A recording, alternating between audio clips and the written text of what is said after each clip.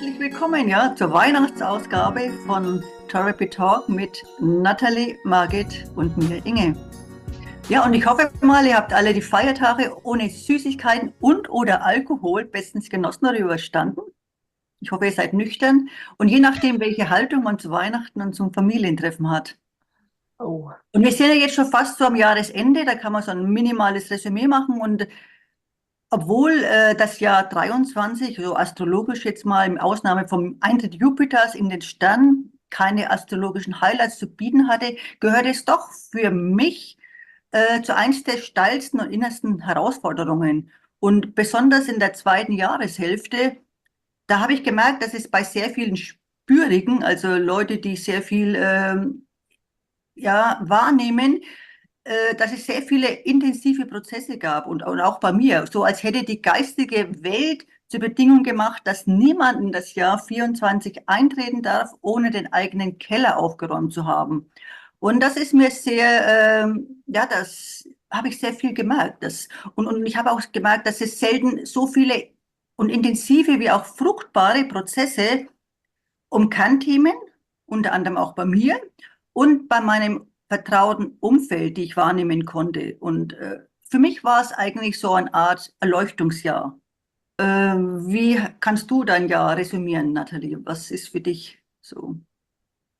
gute Frage. Habe ich noch gar nicht drüber nachgedacht, muss ich ganz ehrlich sagen. Den Punkt aufnehmen möchte, ich habe für mich erkannt, wie gut es mir tut, wenn ich bei mir bleibe und meiner inneren Wahrheit. Ich habe da immer noch Angst, Themen manchmal anzusprechen oder auszusprechen, darauf hinzuweisen. Und da habe ich für mich festgestellt, da habe ich einige riesige Fortschritte gemacht.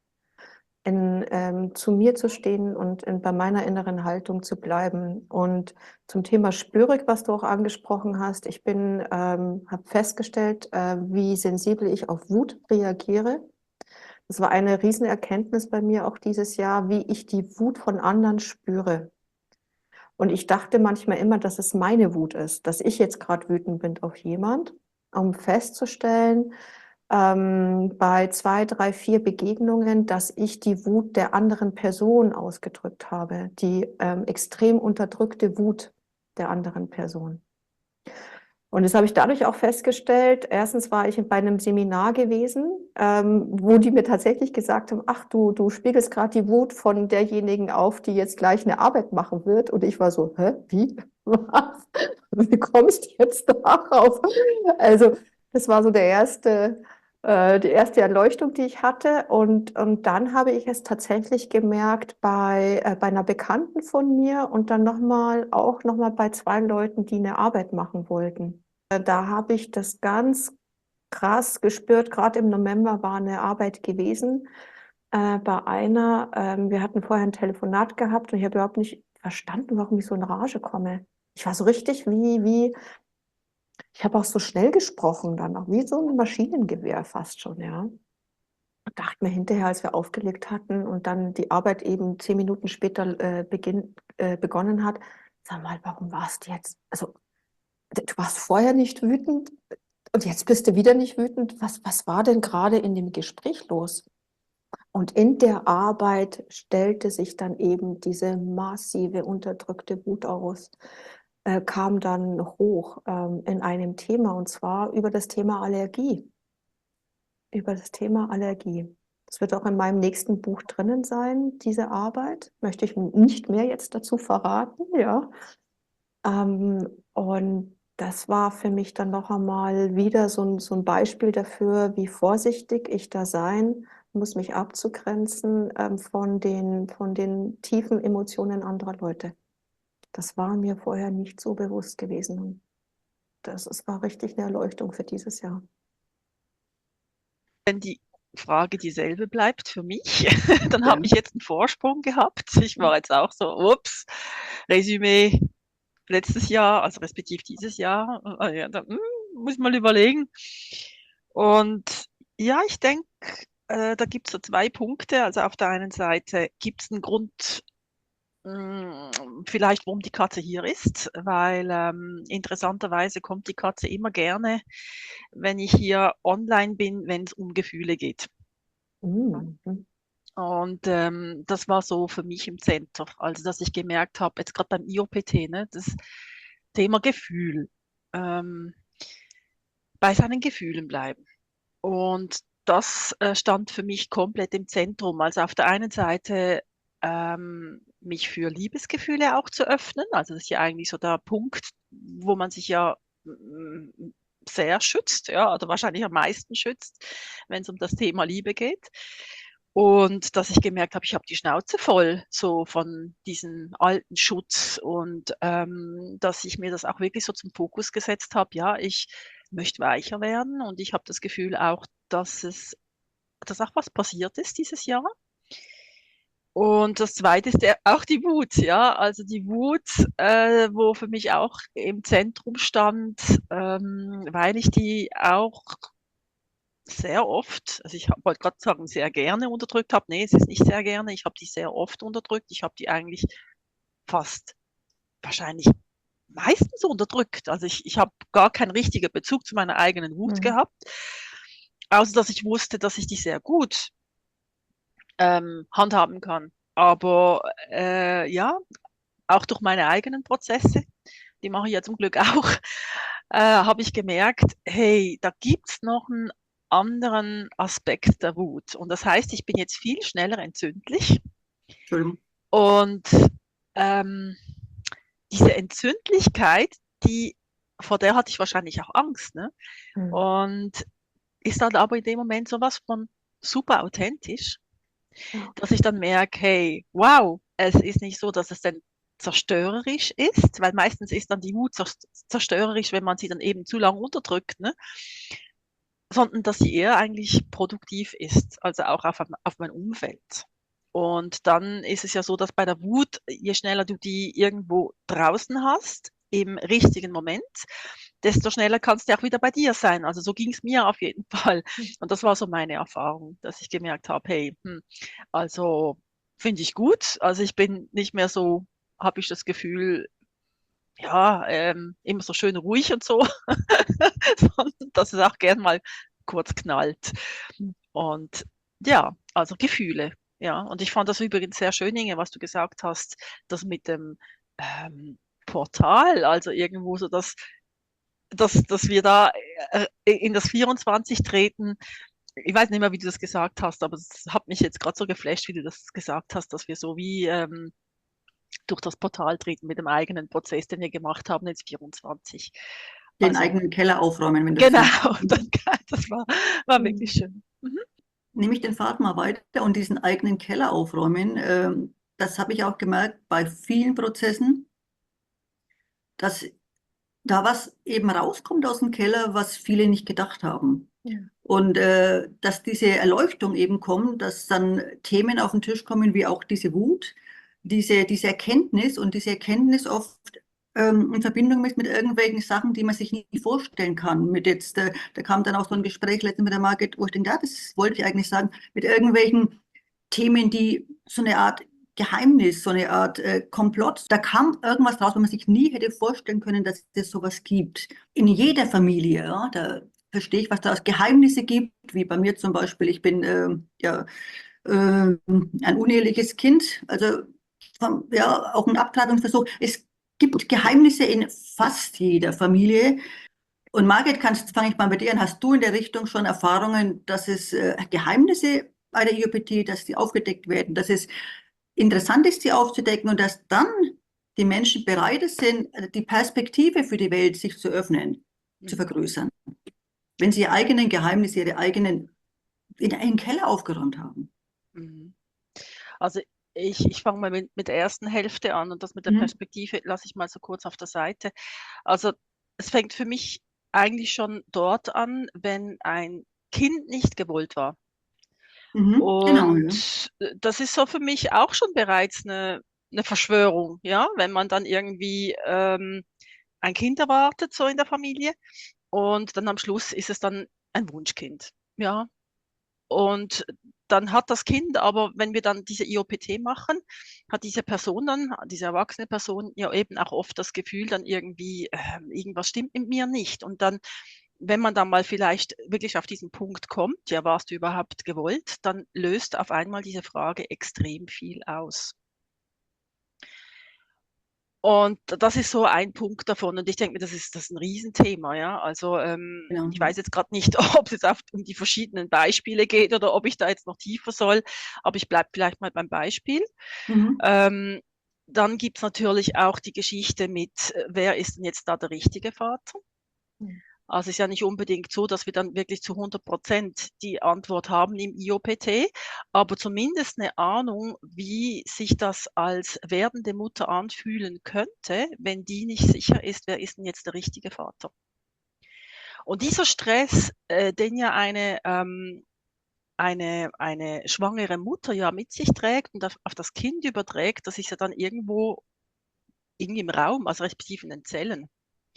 Und interessanterweise zeigt sich auch dieser Aspekt bei den Arbeiten. Und ich nehme dann vielleicht noch einen dritten Punkt, weil es gibt ja viele andere, aber die lasse ich auch gerne noch der Nathalie, damit die auch noch was vielleicht von ihren Beispielen erzählen kann. Ein anderer Punkt ist zum Beispiel eben auch die Adoption, ja wirklich auch nachweislich ja eine Zeit lang in Europa ja einfach Kinder verschwanden und dann den richtigen Eltern erklärt wurde, ja, das Kind ist bei der Geburt gestorben und dann wurden zum Beispiel auch Kinder weggegeben, weil die einfach schon intern dann so wie verkauft wurden. Oder eben die Adoption grundsätzlich, dass wenn ein Kind adoptiert wird, dass dann vielleicht irgendwie die Adoptionseltern sich dann irgendwie entscheiden, ja, wir sagen es dem Kind gar nie oder vielleicht dann, wenn es mal irgendwann erwachsen ist. Und das sind jetzt einfach nur mal so ein paar Beispiele, die, wenn man die so anhört, dann gibt es natürlich sehr viele Leute wahrscheinlich, die denken, ja, es ist besser, diese Geheimnisse irgendwie gar nie wirklich an die Oberfläche kommen zu lassen, dann haben alle den Frieden, weil wir wahrscheinlich spüren, dass wenn es um solche Geheimnisse geht, dass das dann natürlich mit viel Emotionen und Schmerz eben auch verbunden ist. Und was mir persönlich bei der IOPT extrem gefällt, ist der Aspekt oder respektive die Wahl, lieber ein Schrecken mit Ende als ein Ende, ein Schrecken ohne Ende. Na, ich habe es jetzt wieder irgendwie verdreht wahrscheinlich, aber es Sehr ist gut, ja. wirklich so, ja, es ist wirklich so, dass wenn das mal wirklich einfach auf den Tisch kommt, dass da scheinbar wirklich irgendwas verheimlicht wurde, dann ist meistens das Erste, was passiert, okay, Schmerz, aber auf der anderen Seite auch eine Wahnsinnserleichterung. Und deshalb bin ich eine absolute Befürworterin von Wahrheit, also Wahrheit heilt. Und das trägt eben auch diese IOPT mit sich. Und ja, das sind jetzt einfach mal so die Beispiele, die ich jetzt einfach mal so erwähnen möchte und konnte. Und ich würde auch gerne Nathalie hören dazu. Ja, ich sehe das, dass Innen und Außen ist immer wie so eine liegende Acht. Die bedingen sich gegenseitig. Ja, wie du auch beim letzten Mal, glaube ich, gesagt hast, so wie im Innen, so im Außen, aber so wie im Außen auch dann wieder wie im Innen auch. Und ich bin der Meinung, ich kann das im Außen gar nicht verstehen, weil das viel zu vielschichtig und viel zu diffus und zu komplex ist, wenn ich mich überhaupt gar nicht verstehe. Und es ist am besten immer, wenn jeder bei sich anfängt. Dann wird jeder, wenn man da reingeht in diese, wir kommen ja eigentlich von der Psychotrauma-Arbeit, geht eigentlich immer mehr Richtung, dann wurde das Wort geändert in Selbstbegegnung. Und ich würde eigentlich sagen, jetzt mittlerweile ist es Selbst- und Resonanzbegegnung. Weil du kommst in Resonanzen auf vielfältigen Ebenen. Und die eigene Geschichte ist so, so vielfältig. Ein Riesenthema sind halt eben Schwangerschaft und Geburt. Wie ist die Liebe zwischen den Eltern? Wie ist die Beziehung zwischen den Eltern? Wer hat mit wem welche Beziehung? Will ich überhaupt ein Kind haben? Was erwarte ich von dem Kind? Ja, ein bestimmtes Geschlecht, ein bestimmte, soll es hochbegabt sein? Da gibt es so viele Anforderungen. Soll es ein Junge sein, weil nur der kann auf dem Hof richtig mitarbeiten? Wenn jemand zum Beispiel Landwirtschaft hat oder ein Unternehmen hat, dann muss es der Sohn sein, der unbedingt das Unternehmen hat. Da prasseln schon so viele Vorstellungen dazu. inklusive dann auch eigene Themen, wie war meine eigene Geburt, kommen dann Ängste hoch, wenn ich dann mein Kind auf die Welt bringe, weil auf einfach alte Traumata dann nach oben kommen. Ähm, Es kommen Sachen, dann kann jemand sterben während der Schwangerschaft, ein naher Angehöriger oder vielleicht ist ein Kind vorher gestorben und dann wird es ein Ersatzkind. Vielleicht gab es viele Fehlgeburten. Die Liste ist so groß, die ist unheimlich groß. Und das allein zu entrümpeln und rauszufinden, das ist eine lebenslange Arbeit. Und das ist ja nicht, das ist ja jetzt mal nur mein Teil, wenn ich jetzt mal nur mein Leben nehme. Und dann hast du noch die Vorgängergenerationen. Die kommen ja auch noch rein. Was hat der Großvater gemacht? Was hat der Opa mütterlicherweise gemacht? Der Opa väterlicherseits, die Oma von beiden Seiten, weil du bist ja eine Kombination aus beiden deiner Eltern. Vater- und Mutterlinie. Klar, in der Mutter ist unsere erste Heimat. Für diejenigen übrigens, die sich immer heimatlos fühlen, ja, das ist die erste Heimat in einem selber. 9 Monate lang sind wir da drinnen. Aber der Vater spielt ja auch mit einer Rolle, ja, bei der Zeugung. Können immer zwei zum Tango tanzen. So, jetzt habe ich von beiden Linien das Thema. Zum Beispiel in meiner letzten Arbeit kam raus, da ging es um Kontakt und Beziehungen. Und da kam zum Beispiel raus, dadurch, dass ich ja in Anführungszeichen 3 Nationalitäten habe. Ja, mutterweise kroatisch, Vaterseite griechisch und geboren aber in Deutschland, kam eine totale Verwirrung raus bei der Arbeit. Aufgrund der Sprachen zum Beispiel. Komplette Verwirrung, weil da ist Kroatisch und da ist Griechisch und da ist Deutsch. Nichts zu verstehen, allein schon sprachentechnisch, nicht zu wissen, wie ich mich ausdrücken soll, weil immer irgendwas dazwischen funkt. Und das spielt eine Riesenrolle. Und dann halt, was ich zum Beispiel ganz viel gesehen habe 2023, ist, wie tief die Arbeiten zurückgingen in die Vergangenheit.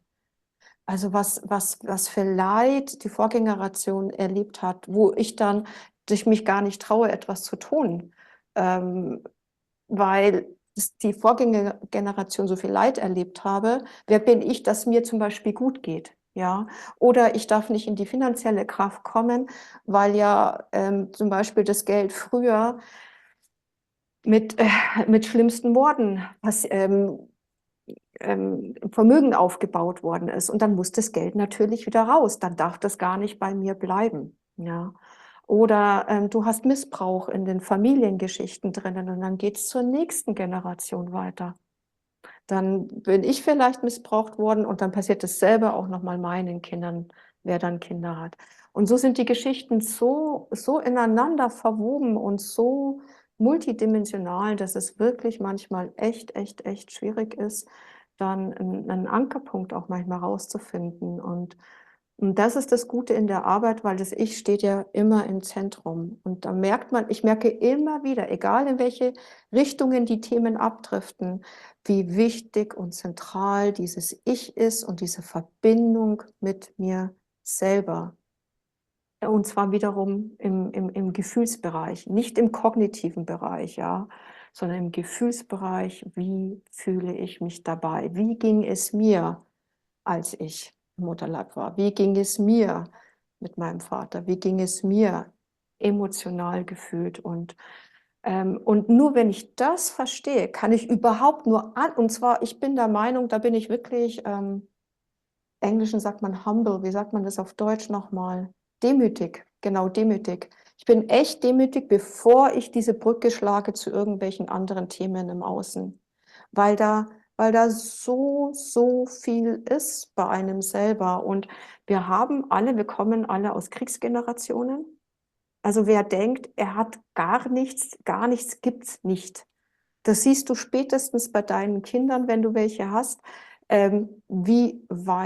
wie tief die ganze Thematik geht. Das sind hunderte, tausende Jahre von Krieg. Und da gibt's so viel aufzuarbeiten, ja.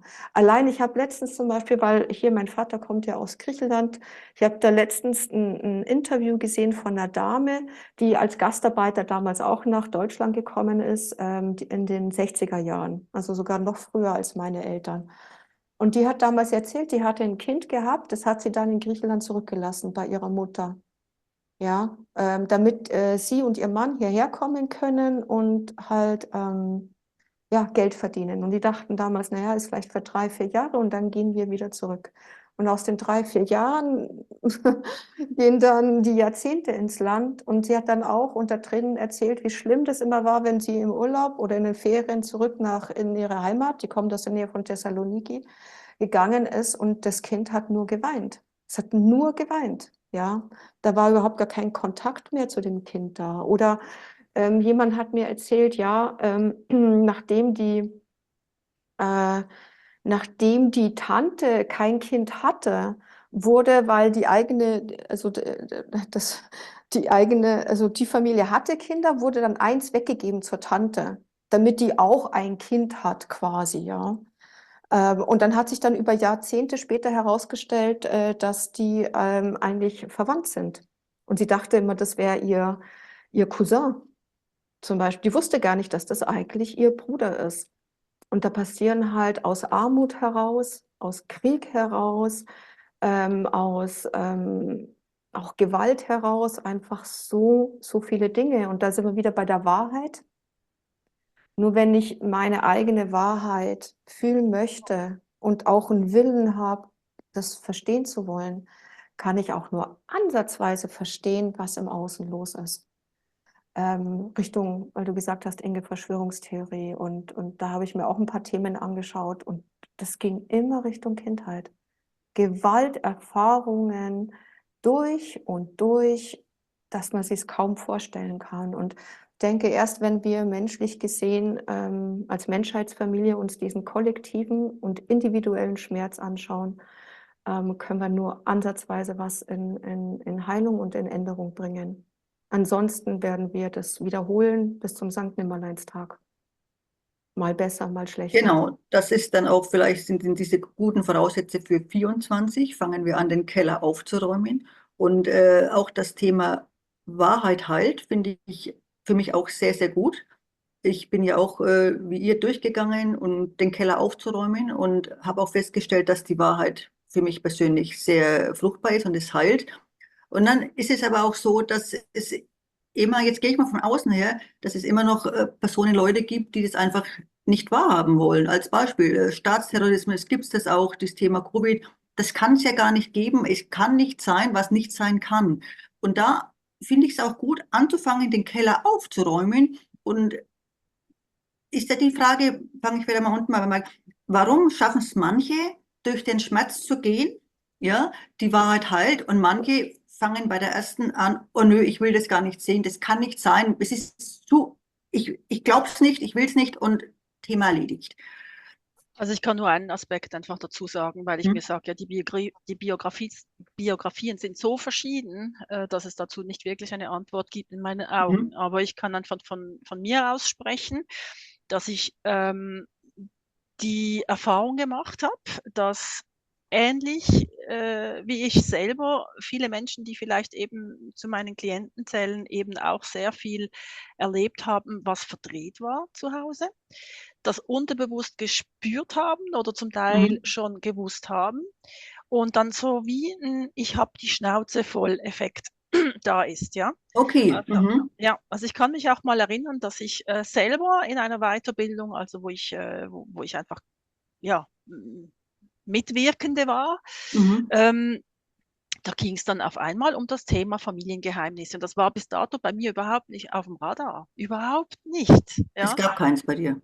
Ich habe mir So. gar keine Gedanken dazu Okay. gemacht, weil ja, das ist so normal, ne? Dass wenn man nicht irgendwo Ja. sich mit dem Thema befasst, dass man dann immer so das Gefühl hat, das ist normal von dort, wo ich komme und irgendwie ist einfach die Familie so ein Punkt. Und dann auf einmal war das wirklich so das Wort Lügenkonstrukt gefallen. Und dann hat es bei mir gemacht, bam. Und dann habe ich gemerkt, wow, und das macht ganz, ganz, ganz viel mit mir. Und dann irgendwie ging dann auch bei mir selber die Post ab, ja, wo decke ich zum Beispiel meine Eltern, also voreinander, wo mein Vater mir sagt, ja, sag das der Mutter nicht. Oder die Mutter sagt mir, sag's dem Vater nicht. Und ich als Kind da drinnen gewesen bin und gemerkt habe, hey, und dann ging es ja noch weiter, ne, also ich bin dann in den ersten paar Jahren ja bei den Großeltern mit meinen Eltern, also so in einem Verhältnis groß geworden. Und da wurde auch immer getuschelt und irgendwie habe ich auf einmal gemerkt, wow, das ist gar nicht zu unterschätzen. Und dann kam ich dann auch automatisch rein in diese, ich sag jetzt mal, in diese Aufdeckphase, wo ich gemerkt habe, hey, da gibt's viel, wo ich persönlich lösen möchte. Und dann ist es so, wie wenn, ich sag jetzt mal so, wie außen so innen, ja. Also ich habe mich schon sehr, sehr, sehr früh mit Verschwörungen auseinandergesetzt. Und das, ich sage jetzt mal, auf der einen Seite privat und auf der anderen Seite eben auch geschäftlich. Und dieser Punkt ist mir auch extrem wichtig, weil viele Menschen denken, ja, Verschwörung und so, Und jetzt mal ganz kurz, Verschwörungstheorien. stopp. Warum hast du dich schon sehr früh mit dem auseinandergesetzt? Das Genau, und das mal ein ist bisschen. wahrscheinlich so was Unbewusstes, ne? So was Okay. Unbewusstes, wo ich gemerkt Genau. habe, das teilen viele Menschen, die eben genau aus solchen Familien kommen, Mhm. dieses Bedürfnis, wirklich die Wahrheit zu finden, zu suchen, aber Mhm. suchen mal zuerst im Außen, ne? Dann denkst du, ja, Genau, okay, ja. gut, ne? Findet Mhm. ja irgendwo, der Staat verarscht mich oder irgendwie dieser Mhm. Politiker, der sagt die Wahrheit nicht und du spürst Bleib noch genau, mal kurz. Das heißt, es ist im Unbewussten was da, wo man irgendwas stimmt nicht. ja, Aber bevor man an sich anfängt, ich sage jetzt mal Mann, sucht man lieber im Außen, weil das ja, einfacher ist, als es könnte nicht bei mir. Das ist sehr gut gewesen, die Erklärung, ja. ja, Mhm. absolut. Also ich habe gemerkt, das teile ich mit vielen Menschen, ne? Die von Okay. vornherein eben im Außen dann einfach gecheckt haben, hey, da gibt es so viele verdrehte Dinge. Und ja, und da gibt es eben solche Menschen, die einem dann ganz schnell mal den Verschwörungsstempel aufdrücken. Und da muss ich Mhm. sagen, stopp, stopp, stopp, weil es gibt ja nicht umsonst, ne, in Firmen zum Beispiel diese Compliance-Abteilungen, also Mhm. Regeltreue.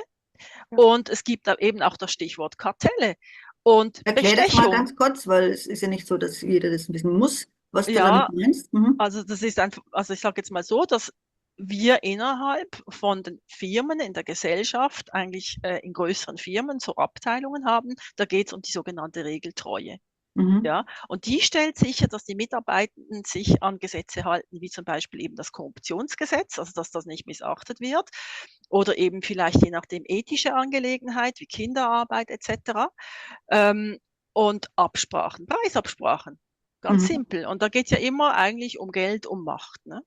Und das heißt, also ich unterrichte selber auch dieses Fach. Und was mache ich? Ich mache es am liebsten so, dass ich sage, hey, liebe Lernende, geht doch mal einfach recherchieren und gebt mal das Wort Kartell ein, gebt mal ein Absprache und guckt mal, wie viele Firmen wirklich Sachen gedeckelt haben. Und dann gab es dann einen Riesenskandal, ich sage jetzt nur mal VW-Skandal, so als Begriff, ne? Abgas. Ähm, und da kann man sagen, ja, wie außen, so innen. Und das Mhm. vergessen, ich sage jetzt mal gerade viele Menschen, dass es ja nicht einfach, ne, Stempel Verschwörungstheoretiker, die haben alle den Aluhut auf, ne, sondern das ist wirklich was Reales. Und wir haben ja auch Gesetze dafür. Oder eben, damit das nicht passieren soll. Und ja, und wieso jetzt eben dann gewisse Menschen, die das dann eben suchen und andere vielleicht nicht. Ich kann nur sagen, die suchen, die haben eben schon diese Erfahrung gemacht und die haben diese Schnauze voll. Und so wie bei mir eben auch. Also, dass ich dann auf einmal gemerkt habe, hey, jetzt weiß ich, wieso ich so anspringe im Außen, weil ich eben, je mehr ich dann eben an mir selber gearbeitet habe, dann immer wie mehr Dinge rausgekommen sind, wo ich gemerkt habe, boah, und das gibt dann so eine Resonanz. Das ist ja nicht eine Sache in der Arbeit, die dir einfach nur durch den Kopf geht, sondern das macht ja mit deinem Körper was, das macht was mit deinen Zellen, wo auf einmal irgendjemand einen Resonanzgeber was einbringt, eine Frage einbringt und dann denkst du, boah, so, und da hast du jetzt voll ins Rote getroffen. Und dann ist es so für mich wie, hey, wieso löst das so viele Gefühle aus, wenn es einfach nur vielleicht eine Frage ist, aber die dann auf einmal einen Deckel aufmacht, so nach dem Motto, hey, und ist es möglich, dass deine Eltern dir das verschwiegen haben? Mach mal Und ganz kurz noch mal eine Zwischenfrage. Siehst du das dann für dich als Erleichterung, als positive, ah, ich weiß es? Oder kommt da noch manchmal Gedanke, Gott, was mache ich da? Hätte ich doch lieber den Deckel zugelacht. Ich möchte lieber auf meiner Couch bleiben. Ist viel gemütlicher. also bei mir war es nie der Fall, aber Ah, ich nie der finde, Fall. Okay, bei sehr mir war gut. es wirklich nie der Fall. Also Weil dieses Wissen ist für dich eine Erleichterung gewesen. total, aber ich Super. weiß, dass es für viele andere nicht so ist. Ja? Mhm. Aber für mich auf jeden Fall, also ich habe das Gefühl, ich bin seit dem Pubertätsalter eigentlich ständig da auf der Suche. Ja, also meistens sind ja dann eben diese Menschen, die suchen, aber auch dort gibt es natürlich diese Limiten. Also Dann, suchen ich und finde sich es gut, dass du gleichzeitig bei auch dem schützen. bleibst. Ne? Ich unterbreche sehr Mhm. ungern, aber ich möchte, dass du das einfach ausholst, diese Erleichterung, dass man Mhm. das mit der war, dass du dich da besser fühlst, Ja. weil ich denke, das ist natürlich viel, viel besser, als das zu deckeln. Und wenn du da noch zwei Sätze, wie fühlst du dich dann? Ja, also du hast die Wahrheit, das ist so scheiße, du hast irgendwas entdeckt, aber es ist trotzdem ein Gefühl, dieses Gefühl der Erleichterung, vielleicht dann noch zwei Sätze dazu sagen. Ja, also was ich auf jeden Fall ganz wichtig finde, ist, dass es gibt sowas wie einen Schockzustand in dem Moment. Mhm. Und ich glaube auch, dass es viele Menschen gibt, die diesen Schockzustand noch gar nicht bereit sind zu ertragen. Genau. Ja, dass das Mhm. Unterbewusstsein das irgendwie checkt, dass das dann sowas wie überfordert Mhm. und dass vielleicht das System kollabiert. Und gibt ja nicht umsonst diese psychischen Krankheiten, also Symptome, ja, weil es dann einfach zu viel sein könnte. Und ich sage jetzt einfach mal, meine Biografie bringt einfach mit, dass ich schon sehr früh wirklich an mir selber gearbeitet habe, um einfach wirklich, ich sage jetzt mal so, wirklich der Wahrheit ins Auge blicken zu wollen. Und vielleicht gibt es ja auch einen Grund, weshalb gewisse Dinge ja auch erst später im Alter ja dann aufgetaucht sind, wo vorher gar nie auf dem Radar waren. Ja. Und ja, zum Beispiel jetzt eben auch sexuelle Gewalt oder solche Dinge. Und das ist heavy, wenn sowas aufgedeckt wird. Ja. Und dann auf jeden Fall gibt es ja vielleicht auch einen Grund, warum es vielleicht auch erst viel später dann auf den Tisch Mhm. kommt. Ja. Und dann weiß ich auf jeden Fall, dass ich, wenn es mal wirklich aufgedeckelt wurde, war es immer zusammen mit einem Schock, aber gleichzeitig vor allem die Erleichterung. Und die, ja, die war für mich eigentlich, die hat viel mehr gewogen als der Schock selber. Das ist ganz wichtige Aussage, genau, ja. Mhm. Vielen Dank für diese gute Erklärung. Hast du solche ähnlichen Erfahrungen auch schon bei dir, Nathalie? Weil ich möchte auf diesen Fokus, dass wenn man durch diese Erfahrung mal durchgeht, dass, wie sie auch sagt, es könnte ein Schock sein, dass aber trotzdem nach dem Schock die Erleichterung so viel mehr positiv ist, als dieser Widerstand, der vielleicht da ist. Dass man wirklich diesen Fokus auf diese Erleichterung, ich habe da mal was erfahren, was ich nie gedacht habe, dass es ist, dass das im Endeffekt wirklich den Schritt nach vorne bringt. Hast du diese Erfahrungen auch schon gemacht? Das war für mich, ich dachte, das wäre normal. Ich dachte Für dich? tatsächlich am Mhm. Anfang, das wäre normal. Das heißt, du hast ein Ziel, du hast eine Frage, du hast ein Anliegen. Dann suchst du dir eine Methode aus. In dem Fall war es eben hier mit der Anliegenmethode als Teil der Psychotraumatherapie. Ja, Therapie war es eigentlich gar nicht, aber ja, sagen wir mal so, den Weg. Ähm, und dann dachte ich, das wäre für jeden so, dass er sich erleichtert fühlt, wenn dann du ein Puzzleteil gefunden hast. Weil du kriegst ja mit jeder Arbeit ein Puzzleteil und noch mal eins und noch mal eins, bis irgendwann mal du halbwegs ein Gesamt, oder nicht ein Gesamtbild, aber einen Ausschnitt zumindest hast. Ach, darum geht's. Weil am Anfang ist das ein bisschen konfus. Ja, und ich dachte, mir ging es genauso wie Margrit. Also ich wusste von Anfang an, that's it. Das ist genau das, was ich gesucht habe. Das gibt mir genau die tiefen Antworten, nach denen ich suche. Und egal wie sehr der Schmerz da war, ich war immer dankbar. Und vielleicht dankbar ist genau das richtige Wort dafür. Ich war unendlich dankbar, dass das endlich nach oben kam. Und ich war dankbar, weil ich instinktiv in meinem Körper, das war gar nicht eine kognitive Leistung, sondern Körperwissen, dass das genau richtig ist. Also es fühlte sich absolut stimmig an für mich. Dann kenne ich aber, und da dachte ich, wie gesagt, am Anfang, dass jeder, Bleib der mal kurz bei kommt, dir. Heißt es, du hast Mut, dass du das machen willst? ja, Äh, du möchtest das, du bist da in der Richtung wirklich jemand, der Power da vorangeht. Also ist das auch eine Charaktereigenschaft, die vielleicht ein bisschen dazugehört schon, um das anzugreifen. Und du hast auch definitiv, keine Angst vor ja, der Wahrheit, ja, auch wenn sie noch so scheiße ist.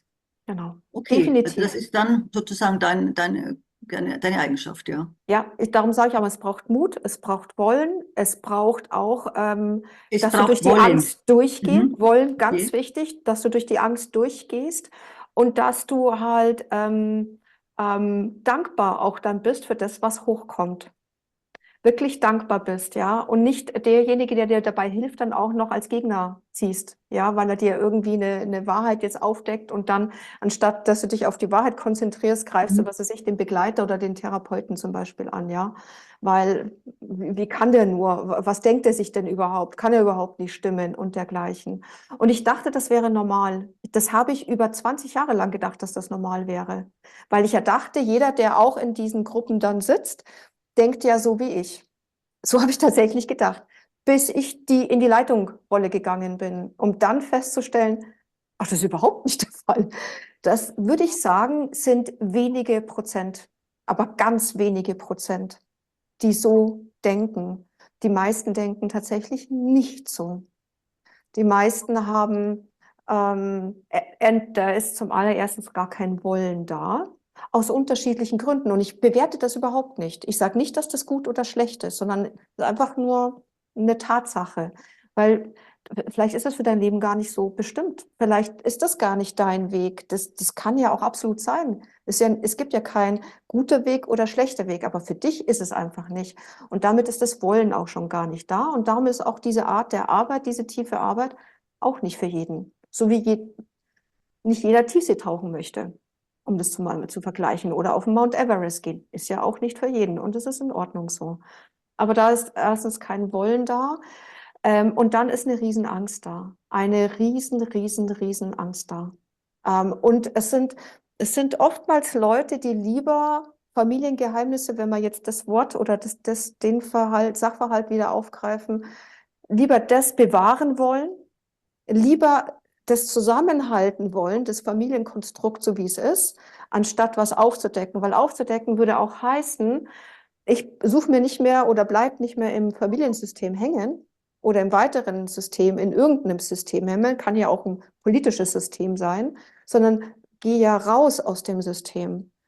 Und dann heißt es ja, und dann kommt die Angst, ja, dann bin ich alleine. Und was habe ich denn dann noch?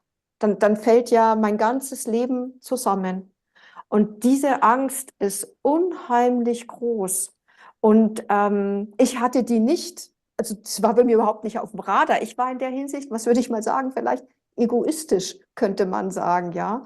Weil ich wollte, dass es mir gut geht und nicht irgendeinem Familiensystem oder sowas, ja. Aber da sind ganz viele gefangen. Und dann, was Margret auch gesagt haben, dann hast du Tür und Tor offen für psychische Krankheiten. Aber dann den Leuten vielleicht einen Tipp zu geben, wie schaffen sie es, dass sie diese minimale Membrane überschreiten können. Kannst du da einen Tipp geben, Margit? Ich da nochmal an. Also ich finde das wahnsinnig schwierig, weil ich mir Mhm. einfach sage, grundsätzlich ist das System bereit oder ist es nicht bereit? Genau. Ja. Und wenn jetzt jemand mich aufsucht, dann ist es so, dass ich oft einfach mal versuche abzuchecken, wie stark ist denn eigentlich die Person überhaupt bereit, da hinzugucken. Das fängt zum Beispiel schon mit der Frage zum Beispiel an, ne, wie wäre das für dich, wenn du auf einmal deine Eltern aus einem ganz anderen Blickwinkel sehen würdest? Also das heißt, wir haben immer so das Gefühl, ne, es ist so normal, die meisten, sage ich jetzt mal, dort, was so verdreht ist. Wir haben das Gefühl, das ist so normal, dass die Eltern so sind, wie sie eben waren, unsere Eltern. Ja?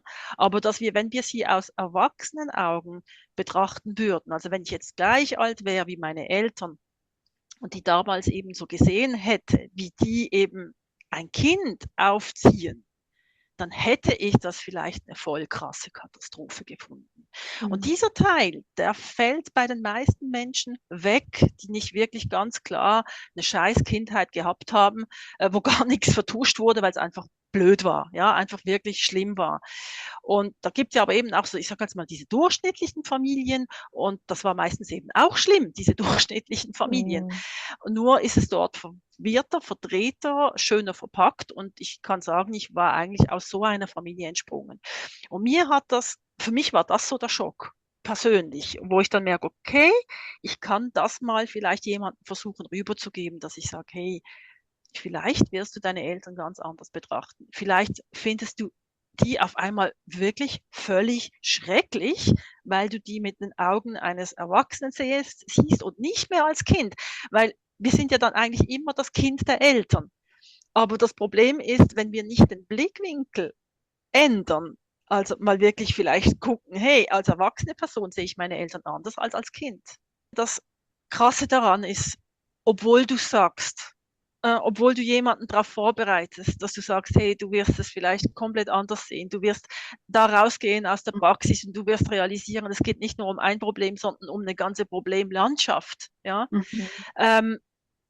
ist es eben trotzdem so, dass es mit der Person was macht, wo Mhm. ich dann persönlich, wo ich das Gefühl habe, ich habe als Begleiterin null Einfluss drauf, ob ich das gesagt habe oder nicht. Mhm. Das ist so mein Gefühl, wo ich denke, es ist ein Versuch, eine Brücke zu bauen, aber ich habe nicht das Gefühl, dass ich einen Einfluss habe auf das System der anderen Person.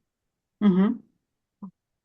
Und das finde ich jetzt noch cool, dass du nickst, Nathalie, weil ich habe mich eigentlich darüber noch gar nicht unterhalten. Ja, Und da kommt bei aber mir das Wollen ins Spiel. Und da habe ich dann zum ersten Mal gemerkt, dass man es einfach wollen muss. Ja. ja, Und es genau. gibt einfach Leute, die wollen nicht. Das Und heißt, ich das war am Wollen muss Anfang auf auch jeden Fall. verzweifelt diesbezüglich, weil ich ja Mhm. immer dachte, wenn du das nur weißt, dann würdest du es ja ändern. Und dann habe ich festgestellt, nein.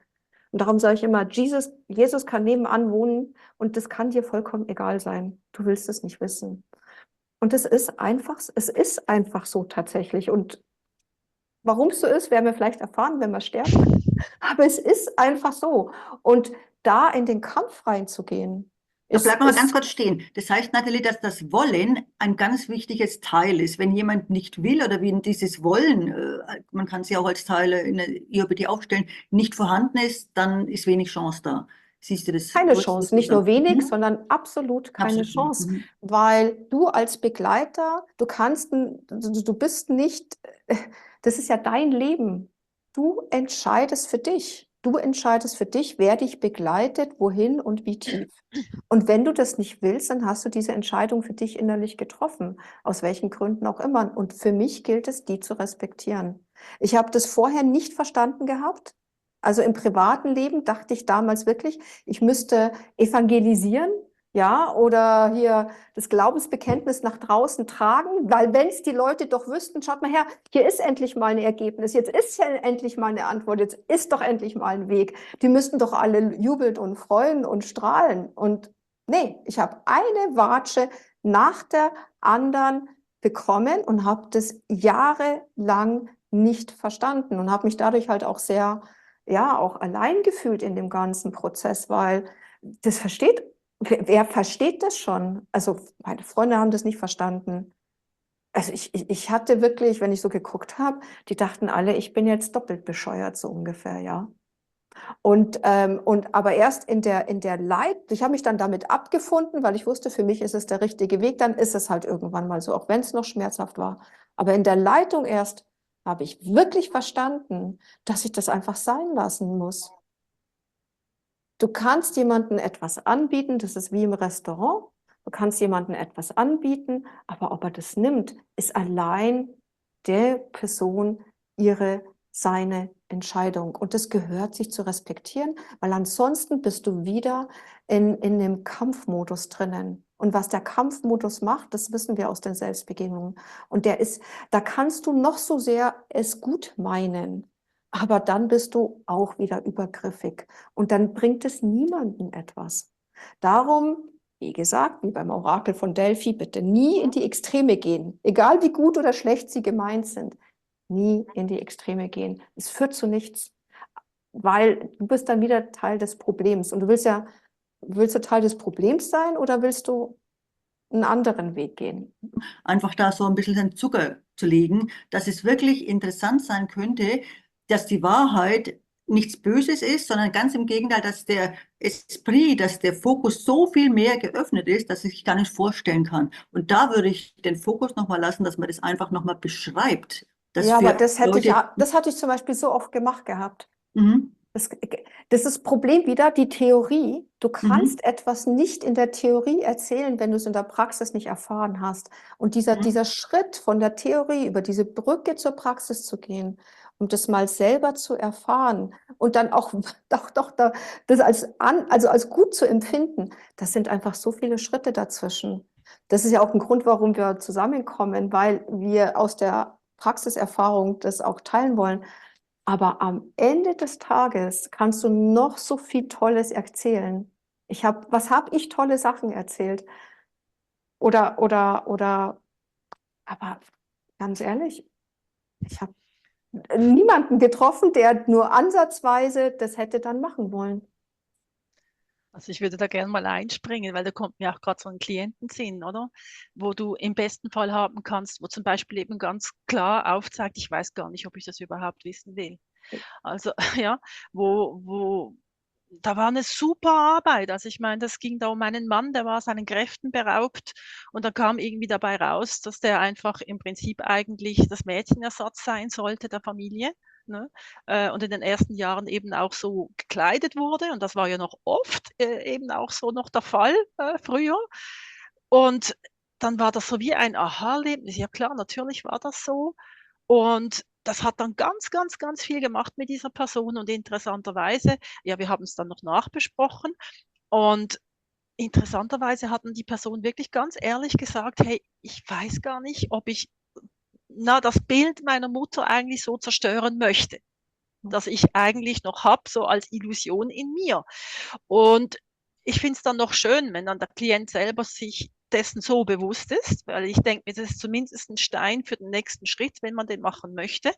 Aber für mich persönlich, ich kann's einfach nicht fassen. Ich kann es Ja, nicht fassen, ja. Mir ja, bleibt nichts anderes übrig, als das einfach zu akzeptieren und einfach zu hoffen, hey, wenn du wüsstest, wie erleichternd sich das anfühlt, wenn du einfach mal frei bist von diesen Illusionen. ja. Aber Aber da eben, gehe ich jetzt die Parallele, wenn du sagst, das finde ich ein sehr gutes Beispiel, das kannst du vielleicht nochmal noch erklären. Das ist ja eben auch in der heutigen Zeit, wenn ich dann im Außen bin, ich möchte es gar nicht wissen, was gerade hier auf ja, der Welt passiert an der Wahrheit, ja, weil im Endeffekt genauso wie bei dieser Person, will ich das überhaupt, will ich diese Illusion, mir geht's ja gut, ich habe alles, ich habe Netflix, ich habe zu essen, ich will das gar nicht wissen, ja. ja, Das ist ein sehr, sehr gutes Beispiel. Das ist genau, wenn es hier nicht weitergeht, dann möchte ich es ja auch gar nicht im Außen hören. richtig. Und ich denke mir, da gibt es doch so eine Bezeichnung, don't shoot the messenger. Mhm. Ja. Und ich denke mir, das ist genau das, weil wieso kommt diese Bezeichnung? Weil oft eben der Botschafter erschossen wird. Ja, der ist dann der Buhmann.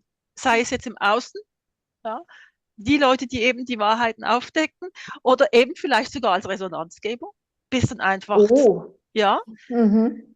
oder als Begleitung, dass du auf einmal dann irgendwie aufdeckst und dann hast du boah, boah, auf einmal ne, eine Reaktion, wo du denkst, hey, oh, stopp, stopp, stopp, jetzt war wahrscheinlich gerade das System überfordert, das wollte gar nicht so viel. Und das richtet sich dann die Aggression dann eben gegen die anderen, die eigentlich damit unterstützend mitgewirkt haben. Und das finde ich die größte Gefahr überhaupt bei dieser Arbeit, dass es sich auf einmal dann dreht und dann eben man die Wahrheit dann eben nicht hören oder eben nicht sehen will und dass es dann eben auf die anderen projiziert wird, so wie eben dann auch in der Gesellschaft. Ne? Es sind dann die anderen, die dann einfach Scheiße erzählen, obwohl es dann wirklich ganz klar ist, im Moment mal, das ist eine Wahrheit, du kannst es selber nachschauen, du kannst es selber nachvollziehen. Nein. Aber Ja, jetzt möchte ich mal das ganz kurz vergleichen. Du hast jetzt diesen einen Patienten erzählt, der das gar nicht sehen möchte mit dieser Wahrheit. Und dann gibt es ja auch andere Klienten, die ihr habt, auch Nathalie, die sehen wollen. Merkt ihr dann den Unterschied zwischen denen, wie dann der Fortschritt ist, wenn ich jetzt einfach sage, ich möchte es nicht sehen, ich lasse es so, ich möchte das Bild von meiner Mutter nicht zerstören, ich lasse es so. Wie geht es dann mit der Person in Zukunft weiter und wie geht es dann den anderen weiter, die diese Erleuchtung haben? Das einfach nochmal aufklären, dass man sieht, welchen Unterschied es zwischen den Leuten macht. Kann man das machen? Gibt es das? es hat verschiedene Stufen. Du kommst an jeder Stufe, kommst ja immer wieder an so eine Blockade, das wieder wie so eine Mini-Geburt ist oder wieder ein Mini-Tod ist.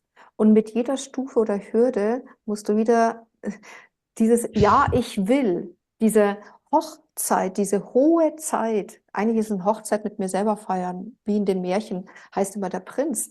Aber das ist ja nicht der Mann, den ich da suche, sondern meine eigene Handlungskraft. Jetzt spreche ich wieder in der Symbolsprache der Träume, weil ich finde, das passt am besten. Und dann kommen wieder diese Träume, Märchen und Mythen oder der Heldenweg, wenn du das wieder nimmst aus diesem klassischen Altertum, beschreibt ja genau das. Diese Hürden, diese Aufgaben, die Überwindung, sodass du dann wieder in dein Königreich gehst. Und auch da wieder, wir haben das nach außen projiziert. der schöne Prinz auf dem weißen Pferd oder in das Königtum, das er dann reingeht. Aber das ist ja mein Jerusalem, ja, mein heiliger Gral, wenn du jetzt wieder spirituell oder religiös werden willst. Das ist immer der innere Weg.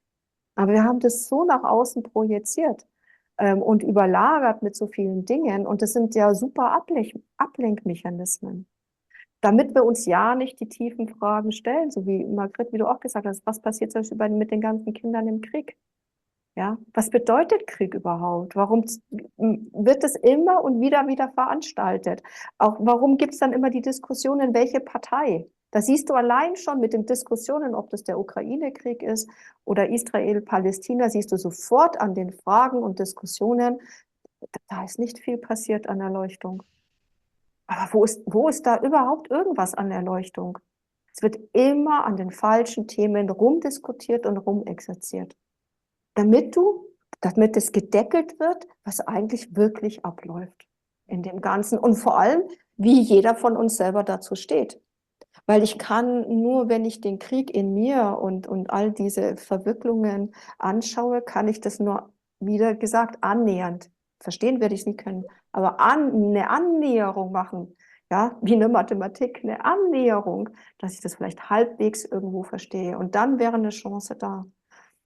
Und dann kommt immer wieder eine Hürde. Es kommt immer wieder eine Hürde, wo ich immer wieder schauen muss, kann ich da Ja zu mir sagen, ja?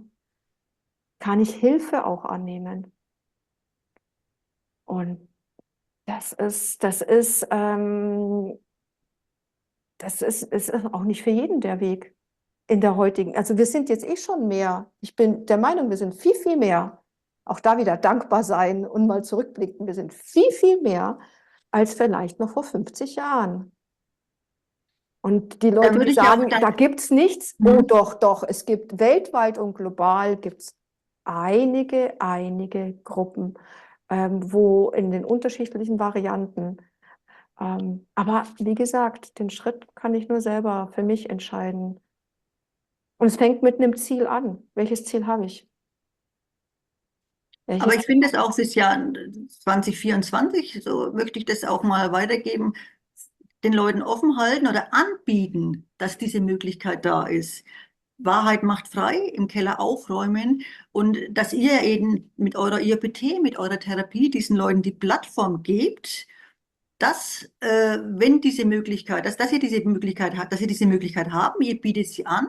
Und ich kann es ja auch nur von mir sagen. Ich war ja früher der absolute Atheist und bin jetzt da Richtung, mein Weg ist nach zum Gott und ich habe da noch enorm viel und ich finde diesen Weg so fantastisch, ist jetzt meiner, so erleuchten. Und es gibt natürlich noch 1000 Steine und ich habe noch mein ganzes Leben vor mir. Und jedes Mal, wenn ich irgendwas mache, gehe ich vielleicht mal in den Schmerz, in den Keller und komme aber jedes Mal wieder erleuchtet. Aber die Frage, was ist erleuchtet? Ich fühle mich besser und komme jedes Mal der Wahrheit näher. Und das ist sowas von befreiend jetzt für mich.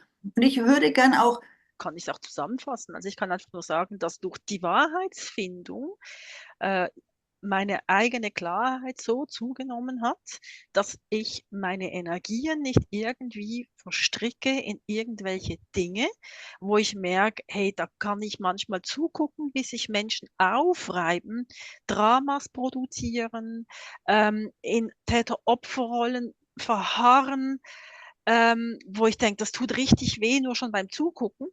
Ja, ja, und wo ich denke, wow, hey, wie gut tut das einfach nur bei mir selber bleiben zu können, also im Sinne von, das ist ja auch so ein Wort, ne, bei mir selber bleiben zu können. Wenn es nicht jemand fühlt, dann weiß er nicht, was damit gemeint ist. Aber ja, das ist dann immer ständig so, das Hirnkino. Und ich habe gerade gestern irgendwie auf Facebook gesehen, wie viele Menschen ein Schlafproblem haben. Und da habe ich gedacht, ja, hey, hallo, ich kenne das gar nicht, das Schlafproblem. Also natürlich kann es das mal geben, aber dass das konstant ein Problem sein kann für eine Person, wo ich denke, hey, jetzt guck doch mal die Ursache an. Das ist ja das Hirn, das ja einfach sich selbstständig genau. macht. Ja, Mhm. da kann ich nur sagen, hey, du findest so viel Ruhe und Frieden und natürlich nützt die Meditation auch und noch viele andere Dinge nutzen auch. Aber eben jetzt einfach mal mein Paket ist das, dass ich merke, wow, also wie viel Frieden habe ich für mich selber gefunden durch diese Arbeit. Und das ist so diese Werbung, die ich machen kann, wo ich wirklich meine, ja, nee, es ist ja wirklich selber jedem belassen, ne, ob er wirklich zu diesem Frieden kommen will, weil es gibt viele Menschen, die sind froh um diese äußere Ablenkung, damit sie eben Genau. nicht bei sich selber hingucken Mhm. müssen. Und aus diesem Grund vielleicht noch eben, vielleicht ja, was biete ich denn eigentlich an? Also wenn sich jetzt wirklich jemand entscheidet, eine Weiterbildung zu machen oder vielleicht eben eine Therapie oder was auch immer, bei mir geht es vorderhand mal wirklich um die Authentizität. Und das hilft wahnsinnig weiter. Also auch, da kann man sagen, ist auch, es geht Hand in Hand mit Aufmerksamkeitstraining, aber nicht im Sinne von verwischen. Also so zum Beispiel, dass ich versuche, was Schönes zu sagen, sondern dass ich wirklich das zum Ausdruck bringe, wie es mir wirklich geht. Und jetzt gerade so diese Menschen, die da ständig tak, tak, tak, einen Gedanken nach dem anderen haben. Hey, wenn du das einfach mal wie so ein Wollenknäuel, da einfach mal auslegen würdest. Wie viele Informationen kommen da im Sekundentakt und du das mal einfach aussprechen würdest, dann wären wir bei der Authentizität. Mhm. Und das ist mein Spezialgebiet, dass ich einfach sage, hey, bevor wir überhaupt jetzt Mach mal ein Beispiel kurz, bitte, damit man das auch versteht. ja, also ich gebe dir ein Beispiel. Also wenn ich jetzt eine Person frage, du, was denkst du eigentlich, ne? Dann Mhm. kommt vielleicht, na, eigentlich gar nichts, ne? Und Mhm. jetzt in diesen 3 Sekunden von dieser Frage bis zur Antwort oder 2 Sekunden, das sind keine 3 Sekunden, ging ganz viel durch den Kopf. Zum Beispiel, oh, jetzt hat die Person mich gefragt, wie es mir eigentlich geht. Ja, wie geht's mir eigentlich? Ja, eigentlich geht's mir gut, aber ich habe schon Dinge, die mich beschäftigen, aber will ich das der Person wirklich sagen? Ja, also sage ich jetzt einfach mal, es geht mir gut. So, und das ist für mich authentische Kommunikation, wenn ich das wirklich aussprechen kann. Und das ist das, was in meinen Augen eben auch zu dieser Wahrheitsaufdeckung Aufdeckung hilft, vor allem in mir selber. Was denke ich dann wirklich in dem Moment? Bin ich wirklich oder kann ich mir diesen Raum schaffen, wirklich diese Wahrheit aussprechen zu können, zu wollen? Ja, weil je nachdem muss ich auch mit Konsequenzen rechnen, wenn ich vielleicht dem Chef wirklich sage, wie ich denke in dem Moment. Mhm. Aber ich bin mir zumindest bewusst, ja, dass ich vielleicht jetzt irgendwie eine Notlüge mache. Und das hilft auch schon viel weiter, weil dann kann ich mir auch danach überlegen, ja, mit meinen Notlügen, wie stark schränke ich mich eigentlich selber ein? Und dann werde ich irgendwann mal selber realisieren, wie stark ich mich in meiner eigenen Energie unterbinde, durch das ich Lügen in der Gesellschaft mitmache. Aber bleib mal ganz kurz bei dem Thema. Ich finde es nämlich jetzt ganz wichtig, auch was du sagst, wie geht's dir eigentlich? Weil ich gemerkt habe bei mir selbst, dass ich genau diese Antwort auch gegeben, passt schon, weil, und das ist ein langer Prozess gewesen, weil sich früher ja eigentlich nie jemand richtig interessiert hat für die Antwort. So nach dem Motto, wie geht's da? So zwischen Tür und Angel. Und dann sage ich, ja, passt schon. Eigentlich hätte ich vielleicht gerne mehr sagen wollen, aber ich weiß, dass es niemand interessiert. Und das hat sich dann wie so Thema eigentlich eingeschworen, also erzähle ich es gar nicht. Der interessiert sich sowieso nicht dann für mich. Und wenn es dann diese Gruppen gab, wo eigentlich mal gefragt war, wie geht es dir wirklich, dann ist es automatisch bei mir drin. Ja, wie passt schon, weil ich weiß, ich war es nicht gewohnt, dass sich wirklich jemand für mich interessiert, für meine Antwort. Ja. Und das ist nämlich das auch heutzutage. Man geht auf die Straße, wie geht's da, passt schon, geht man weiter. Interessiert auch keinen. Ja. Die Zeit, sich zu nehmen, zuzuhören. Und das finde ich auch sehr wichtig. Und das habe ich auch bei dir, ich war ja bei dir auch in der Weiterbildung, mitgelernt, wie schwer das mir gefallen ist, einfach zu sagen, wie es mir geht. Und weil ich es nicht gewohnt war, dass es wirklich jemanden interessiert. Diese ganz einfache Frage, wie geht's Ja. dir? Da fängt es eben schon an mit der Aufmerksamkeit. Und ganz gutes Thema, ja. Mhm. Und ganz kurz noch, bevor ich dann wieder Ach, weitergehe. weiter, ja. Wir haben Ja, noch. genau, gerade bei dieser Frage finde ich auch ganz wichtig, ne? Gerade noch gut, dass du das noch erwähnt hast. Mhm. Ich kann ja auch einfach fragen, ja, sag mal, also wenn es dich wirklich interessiert, dann kann ich dir jetzt auch was dazu sagen, aber Mhm. da braucht es mehr als 5 Minuten. Ja. Ja. Und das ist für mich auch authentische Kommunikation, dass ich auch eine Gegenfrage machen kann und fragen kann, Mhm. hey, also wenn es dich wirklich interessiert, erzähle ich es dir gern. Oder ich mag jetzt gar nichts drüber sagen, weil es ist mir jetzt gerade zu intim. Mhm. Mhm. Und das ist für mich auch authentisch, dass ich Ja. einfach sowas einfach sagen darf und kann vor allem, ne? Mhm. Ja. Ich finde Ohne das jetzt. Wort authentisch, Mhm. auf was wir jetzt, oder das Thema Authentizität, ich habe immer Schwierigkeiten, dieses Wort auszusprechen. Das ist in Englisch echt leichter.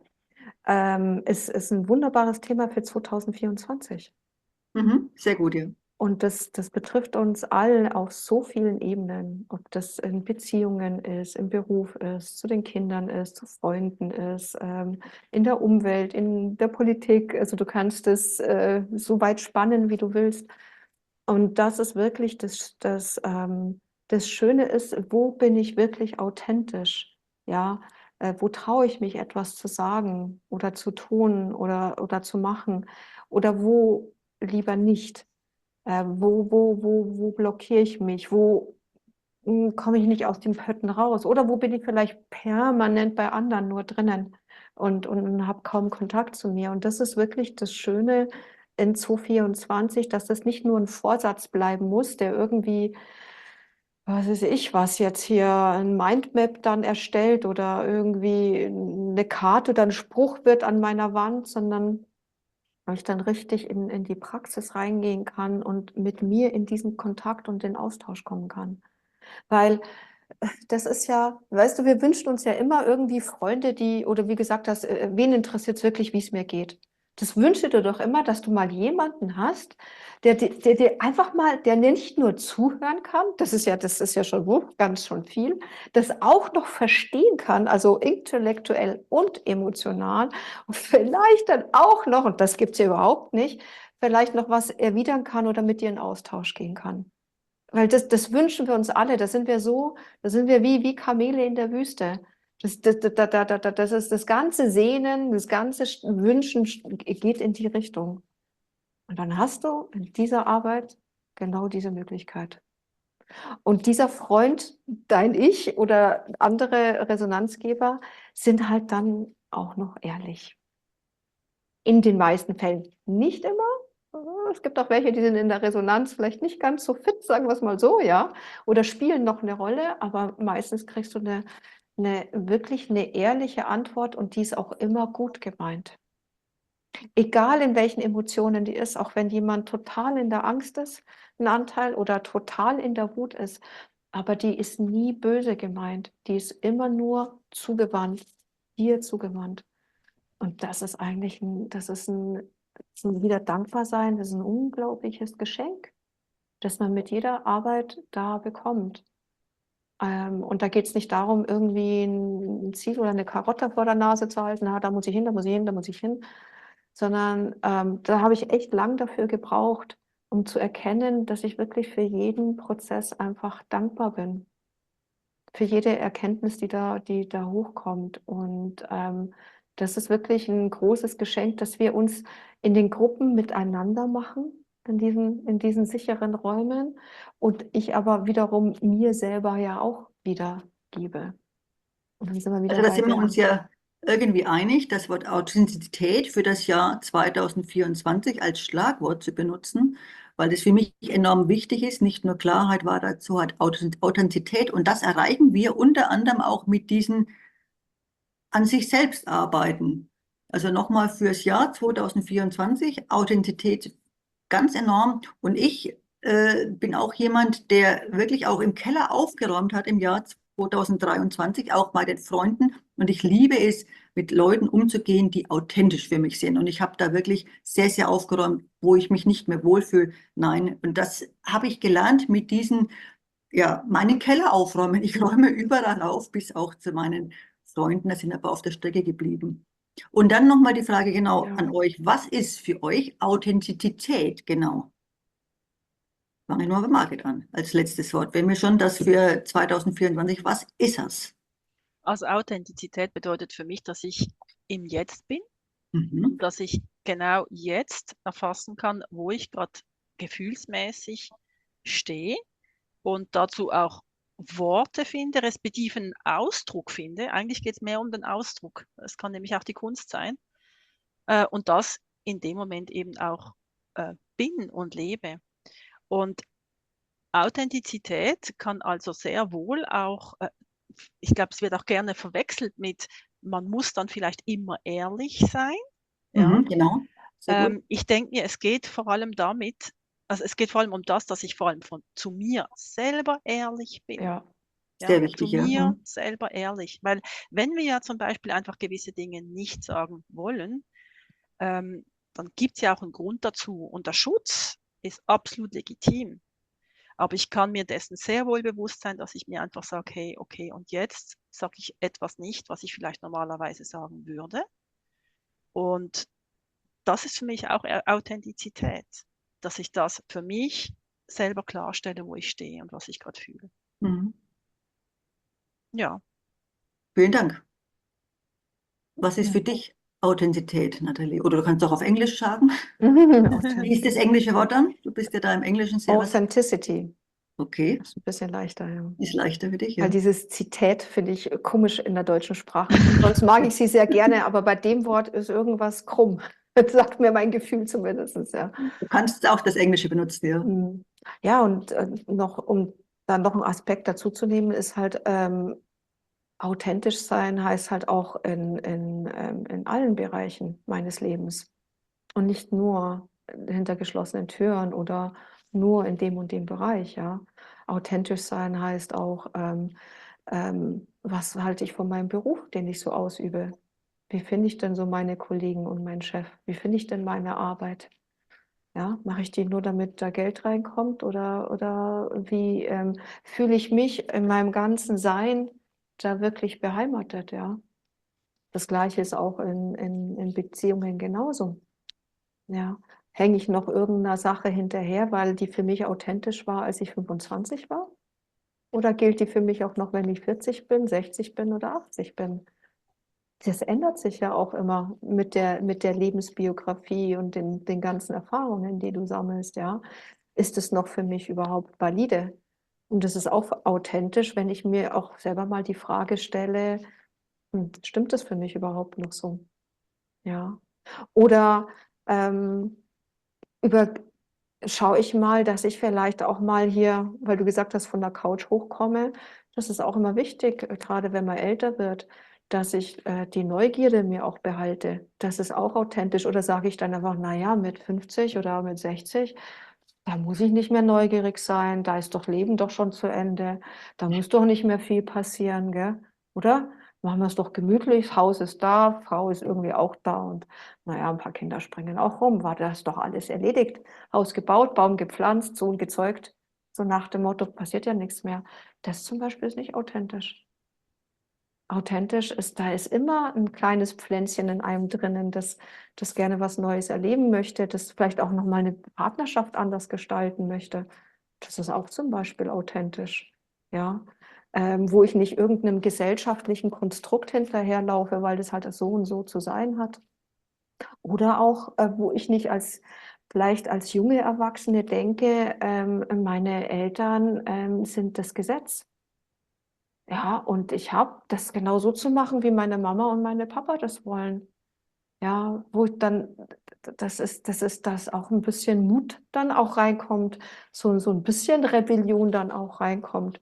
Das ist auch authentisch. Oder am liebsten, ich würde manchmal gerne in der U-Bahn tanzen und singen. Das muss ich ganz ehrlich sagen. Traue mich überhaupt nicht.